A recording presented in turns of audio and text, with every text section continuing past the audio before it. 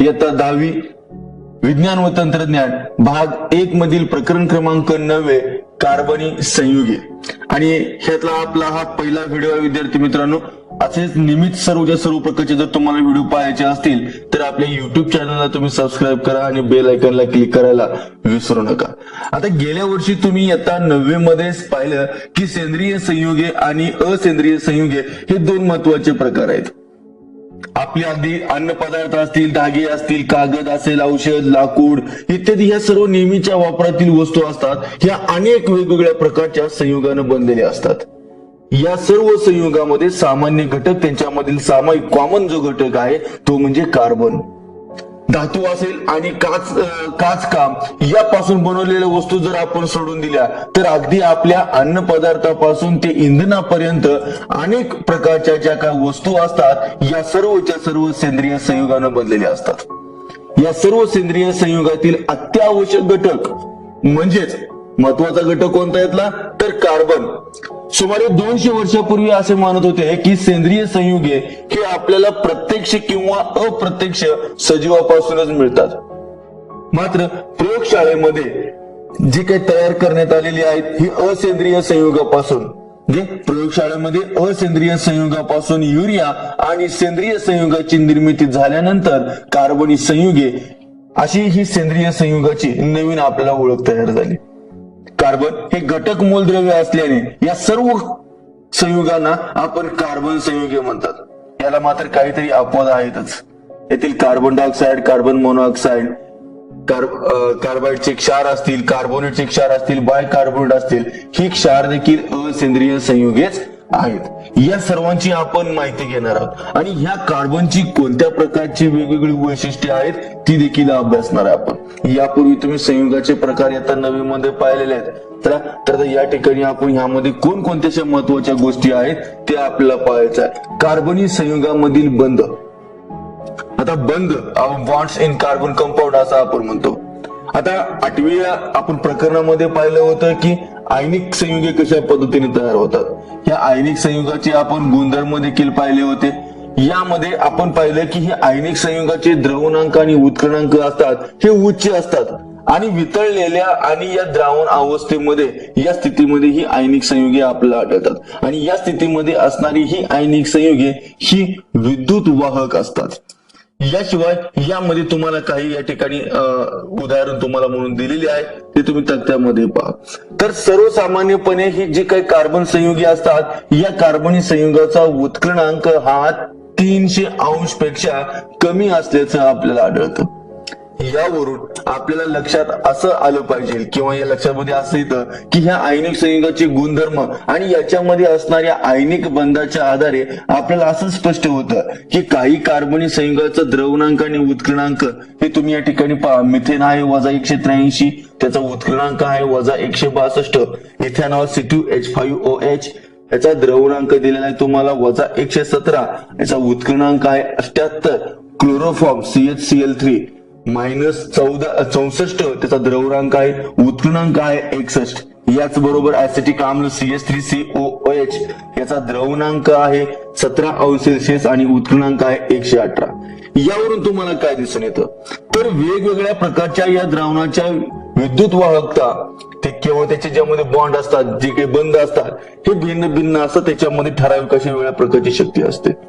आता याच पद्धतीनं अशा हे सर्वसामान्यपणे जे काही कार्बनी संयुग आहेत या कार्बनी संयुगाचा आपण बघितल्याचा उत्कर्णांक किती आहे तर सर्वसाधारणपणे सर्वांचा 300 अंश सेल्सिअस पेक्षा कमी असल्याचं आपल्याला आढळते। यावरून आपल्या लक्षात असं येतं की कार्बनी संयुगामध्ये आंतररेवनीय आकर्षण क्षीण बल असतं। याच्यामध्ये इंटरमॉलिक्युलर जे फोर्स आहे ते अतिशय कमी प्रमाणामध्ये असतं। याचबरोबर गेल्या वर्षी देखील आपण असं पाहिलं की या द्रावणाचा विद्युत वाहकतेचं जर आपण परीक्षण केलं तेव्हा ग्लुकोज आणि युरिया या कार्बनी संयुगांना विद्युत वाहकता त्यांच्यामध्ये आपल्याला दिसून आलेली नाही। तर सामान्यपणे जर आपल्याला सांगायचं झालं तर बरीच कार्बनी संयुगे ही विद्युतची दूरवाहक असल्याचे दिसून येते। आता विद्युतीची दूरवाहक म्हणजे काय तर अगदी हा येता 5वी 6वीचा हा प्रश्न आहे तर त्याच्यातून विद्युत धारा ही प्रवाहित होत नाहीये। म्हणून ही सर्वसाधारणपणे ही बरीचशी असे कार्बनी संयुगे असतात की ज्याच्यातून विद्युतचे वहन होत नाही. यावरून आपण असं सांगू शकतो की बहुतांश कार्बनी संयुगाच्या संरचनेमध्ये आयनिक बंधाचा अभाव आहे. याचाच अर्थ की ही कार्बनी संयुगामध्ये रासायनिक बंधामुळे या ठिकाणी आयनाची निर्मिती होत नाही. आता याचबरोबर आपण सर्व मूलद्रव्याचं इलेक्ट्रॉनिक स्वरूपण कसं असतं, त्याची संयोजक काय असते आणि या दोघांचा सहसंबंध काय असतो याचा देखील आपण अभ्यास केलेला आहे. आयनिक व सहसंयुज बंध यामध्ये असणारं जे काही रिलेशन आहे यांचा जो आपण अभ्यास केलेला आहे. कार्बनी अणूचे इलेक्ट्रॉनिक स्वरूपण तयार होणारे जे काही सहसंयुज बंध होतात ना त्याची देखील तुम्हाला त्या ठिकाणी तर मी पार्श्वभूमी थोडक्यात तुम्हाला सांगतो. कार्बनचा अणुअंक आहे 6, त्याचं इलेक्ट्रॉन 2, 4 आणि संयोजक कवचातील इलेक्ट्रॉनची संख्या किती आहे 4. अर्थात इलेक्ट्रॉनच्या स्वरूपणामध्ये बाह्यतम कवचामध्ये जेवढे इलेक्ट्रॉन असतात तीच म्हणजे त्या संयोजक कवचातील इलेक्ट्रॉनची संख्या असते. आता ह्याच्या जवळपास असणारे कुणाच्या कार्बनच्या जवळपास असणारे इतर वायू कोणते पहा. याचं या ठिकाणी नीट बारकाईने निरीक्षण करा. 2, 4. आता पहिल्या कवचामध्ये किती इलेक्ट्रॉन आहेत 2 आहेत आणि बाह्यतम कवचामध्ये किती आहेत 4 आहेत. ओके, तर हेलियमचा अणुअंक हा 2 आहे. हा त्याच्या अगदी जवळपासचा येणारा आणि त्याचबरोबर निऑन देखील आहे. निऑनचा आहे 2, 8 म्हणजे 10. तर ह्या ठिकाणी ह्या दोघांचं आता या ठिकाणी ह्या पद्धतीने जर आपण एखाद्या अणूला बंद करण्यासाठी त्या एखाद्या अणुबरोबर बंध तयार करण्यासाठी जी प्रेरक शक्ती असते ना ती म्हणजे त्या ठिकाणी नजीकच्या राजवायूचं स्थायी असं इलेक्ट्रॉनिक स्वरूपण गाठून स्थिर राहणे, त्याचं स्थैर्य प्राप्त करणे. मग आता कार्बनला राजवायूचं स्वरूपण त्याला जर घ्यायचं असेल तर काय करावं लागेल, एक तर त्याला हेलियम व्हायला लागेल नाहीतर एक तर त्याला निऑन व्हायला लागेल. मग हेलियम कधी होईल आणि निऑन कधी होईल ह्या दोन्हीपैकी कोणती गोष्ट याला महत्वाची आहे. तर आपण या ठिकाणी महत्वाचं काय आहे तर याच्यामध्ये कार्बनच्या संयोजक कवचामध्ये 4 इलेक्ट्रॉन आहेत आणि हे 4 इलेक्ट्रॉन असल्याने राजवायू स्वरूपण गाठण्याकरता कार्बनसाठी अनेक पर्याय उपलब्ध आहेत. मग त्यापैकी नक्की तो कोणता पर्याय त्या ठिकाणी गाठतो किंवा कोणत्या त्या ठिकाणी तो स्थैर्य प्राप्त करतो कोणत्या पर्यायानुसार. त्यातला पहिला पर्याय आहे मित्रांनो, संयोजक कवचातील एकामागून एक असे 4च्या 4 इलेक्ट्रॉन गमावून हेलियम या राजवायूचं स्वरूपण घडणे. आता कार्बन बघा, कार्बन 2 आणि 4 याच्या पहिल्या कवचामध्ये 2 आणि बाह्यतम कवचामध्ये 4 इलेक्ट्रॉन तुम्हाला या ठिकाणी दिसतात. तर हेलियमचे 2 आहेत. मी बोलत असताना आकृतीकडे व्यवस्थित लक्ष द्या. या पद्धतीने प्रत्येक इलेक्ट्रॉन गमावत असताना अणूमधील निव्वळ धन प्रभार वाढत जातो. इलेक्ट्रॉन गमावताना, मिळवताना नव्हे तर पुढचा इलेक्ट्रॉन गमावताना. आता पहिला इलेक्ट्रॉन पहिल्या कक्षेमधला जर इलेक्ट्रॉन गमावला ना त्याला जी काही ऊर्जा लागणार आहे ती दुसरा इलेक्ट्रॉन गमावताना पहिल्या इलेक्ट्रॉन पेक्षा जास्त ऊर्जा लागते आणि ही काम अजूनच अवघड होऊन बसतं. याशिवाय या प्रक्रियेमध्ये अंतिमतः तयार होणाऱ्या जो C4+ आयन या राजवायू या धन आयनाला राजवायू स्वरूपण असून सुद्धा त्याच्या लहान आकारमानावर असलेल्या निव्वळ उच्च प्रभारामुळे ते अस्थायी ठरतो. यामुळे कार्बन अणू राजवायू स्वरूपण गाठण्यासाठी हा मार्ग अवलंबत नाही. त्याला सोपं पण नाहीये कारण प्रत्येक जर एक इलेक्ट्रॉन दिला 4 इलेक्ट्रॉन द्यायचे. आता पहिला इलेक्ट्रॉन दिला त्याला ऊर्जा जाते, त्यानंतर दुसरा इलेक्ट्रॉन दिला पहिल्यापेक्षा जास्त ऊर्जा जाणार आहे, तिसरा द्यायचा म्हटलं तर पहिल्या 2 पेक्षा त्या ठिकाणी त्याला ऊर्जा जास्त खर्च करावी लागेल आणि ही प्रक्रिया आणखी किचकट होते. त्यामुळे हा कार्बन या प्रकरणामध्ये पडत नाही. तो दुसरा मार्ग काय आहे का त्याचा तो अभ्यास करतो. आता दुसरा पर्याय हेलियम कडे तो जाणार नाही, हेलियम तो होणार नाही. आता निऑन कडे पाहूया. संयोजक कवचामधील एका मागून एक याप्रमाणे 4 इलेक्ट्रॉन स्वीकारून निऑन या राजवायूचे स्थायी स्वरूपण गाठणे. तर यामध्ये काय होईल रे तर या पद्धतीमध्ये प्रत्येक नवा इलेक्ट्रॉन स्वीकारत असताना बघा आता इलेक्ट्रॉन स्वीकारत असताना हा कार्बन अणूवर काय होणार आहे निव्वळ ऋण प्रभार वाढणार आहे. हेलियमच्या वेळेस तो इलेक्ट्रॉन गमावत होता, त्याला 4 इलेक्ट्रॉन द्यायचे होते. आता ह्याला निऑन व्हायचं आहे म्हणजे ह्याला 4 इलेक्ट्रॉन मिळवायचे आहेत. म्हणजे बाह्यतम कक्षेमध्ये 8 इलेक्ट्रॉन होतील. याच्या संयुजा इलेक्ट्रॉन मध्ये किती इलेक्ट्रॉन आहेत कार्बनच्या? आता 4 इलेक्ट्रॉन आहेत. मग त्याचं अष्टक पूर्ण करण्यासाठी त्याला किती कमी आहेत? 4 कमी आहेत. आता हा एका मागून एक जर 4 जर ह्या निऑन कडून जर घेत असेल, 4 कुणाकडून पण घेऊ द्या त्याला, तर निऑन होण्याचे हा मार्ग त्याला कसा आहे तो पहा. तर यामुळे काय होणार आहे? ह्याच्यावरती ऋण प्रभार वाढत जाणार आहे. यामुळे पुढचा इलेक्ट्रॉन स्वीकारत असताना याच्यावरती वाढीव प्रतीक्षा जे काय आपलं प्रतिकर्षण असतं म्हणतो ना आपण त्याला, हे प्रतीक्षा हे बलावरती मात करण्यासाठी या ठिकाणी जास्त ऊर्जा लागून ते काम सुद्धा अधिक अवघड होत जाते. शेवटी या प्रक्रियेमध्ये तो कार्बन 4 वजा हा ऋण आयन याच्यावरती धारण करतो आणि याला राजवायूचं स्वरूप असून सुद्धा अस्थायी असतो, कारण यात केंद्रकावरील +6 धन प्रभारासाठी तो सभोवतालच्या 10 इलेक्ट्रॉनना धरून ठेवणं यांना अवघड जात आहे. याचबरोबर कार्बन 4- हा ऋण आयन हा लहान आकारमानातील निव्वळ उच्च प्रभावामुळे हा अस्थायी असतो. यामुळे राजवायू स्वरूपण घटण्यासाठी कार्बन हा सुद्धा मार्ग अवलंबत नाही. मग कार्बनचे अणुबंध तयार होतात का? नाहीये. बघा मग काय आता शेवट तिसरा पर्याय काय आहे? संयुजा कवचातील 4 इलेक्ट्रॉनचे इतर अणूच्या 4 संयुजा इलेक्ट्रॉन बरोबर संधान करून निऑनचं स्वरूपण गाठणे. आता देणं पण सोपं नाही आणि घेणं पण सोपं नाहीये. 4 इलेक्ट्रॉन मिळवणं स्वीकारणं हे पण अवघड आहे आणि एक एक इलेक्ट्रॉन देणं हे पण अवघड आहे. मग काय करू? आता पार्टनरशिप करू, तर शेअरिंग करूया. या पद्धतीमध्ये 2 अणू हे एकमेकांबरोबर संयुजा इलेक्ट्रॉन बरोबर ती संधान करतात, म्हणजे शेअरिंग करतात. दोन्हीही अणू या ठिकाणी संयुजा कवचाचे परस्पर व्यापन होऊन त्यांचे त्या कवचाचे संधान असलेले इलेक्ट्रॉनामध्ये सामावतात. यामुळे प्रत्येक अणू हा राजवायू स्वरूपण गाठतो व कोणत्याच अणूवरती निव्वळ विद्युत प्रभार निर्माण होत नाहीये. म्हणजेच अणू हा विद्युत दृष्ट्या उदासीन राहतात. या सर्व बाबीमुळे अणू स्थायित्व प्राप्त करतात आणि यामुळे राजवायू स्वरूपण गाठण्यासाठी कार्बन हाच पर्याय या ठिकाणी निवडतो, पार्टनरशिप करायची म्हणून, शेअरिंग करायची. मग आता या ठिकाणी ह्याला काय म्हणूया? अशा पद्धतीने जर होत असेल तर ह्या अणूमध्ये ह्या 2 संयुजा इलेक्ट्रॉनच्या संधानाने शेअरिंगने जो रासायनिक बंध तयार होतो त्याला सहसंयुज बंध असं म्हणतो आपण. या सहसंयुज बंध रेखाटण्याची स्पष्टपणे करण्यासाठी इलेक्ट्रॉन ठिपका संरचना काढतात. इयत्ता 9वी मध्ये आपण पाहिलेलं आहे की या पद्धतीमध्ये अणूच्या संज्ञेभोवती वर्तुळ काढतात आणि त्या संज्ञा ह्या इलेक्ट्रॉन ठिपक्याने किंवा फुलीने दर्शवली जातात. एका अणूने दुसऱ्या अणूबरोबर केलेल्या सहसंयुज बंध दर्शवण्यासाठी दोन्ही अणूच्या भोवती काय करायचं? आपण वर्तुळ काढायचे आणि हे एकमेकांना आपण या संज्ञाभोवती ही वर्तुळ एकमेकांना छेदतात असे आपण दाखवायचे.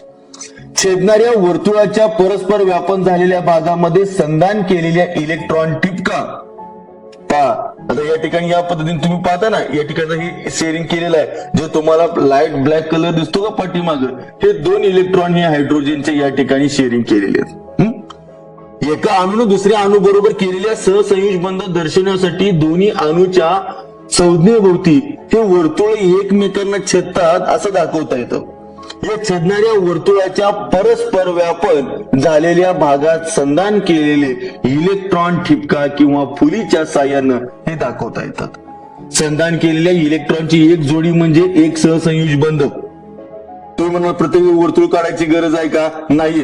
प्रत्येक वेळेस वर्तुळ काढण्याची देखील गरज नाही. तसेच आपल्याला या ठिकाणी वर्तुळ न काढता देखील ठिपका ही ह्या संरचनानं आपल्याला काढता येतात. तसेच 2 अणूच्या संज्ञा जोडणाऱ्या एका छोट्या रेषेने देखील हे सहसंयुज बंध आपल्याला दाखवता येतात. हे पहा 2 ठिपकेच्या साह्याने या ठिकाणी दाखवले H.H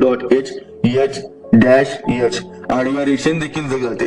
या रेषा संरचनेला रचनासूत्र देखील असं आपण म्हणतो. या ठिकाणी एकेरी बंध आहे. आता याच पद्धतीने हे तयार होतात. मग ह्याच्यामध्ये आणखी काय आपल्याला पाहता येईल? आता दुसरे एकदा हायड्रोजनचं उदाहरण पाहूया. सहसंयुज बंधाने तयार होणारे हे रेणू सर्वात साधे, याचं उदाहरण म्हणजे हायड्रोजन. आता ह्या हायड्रोजनच्या रेणूमध्ये काय होतं बघा, यापूर्वीच आपण पाहिले की हायड्रोजनचा अणुअंक 1 आहे. यामुळे या अणूच्या त्याच्या कवचामध्ये म्हणजे पहिलं कवच कुठलं त्याचं के, यामध्ये किती इलेक्ट्रॉन आहे, एकच इलेक्ट्रॉन आहे.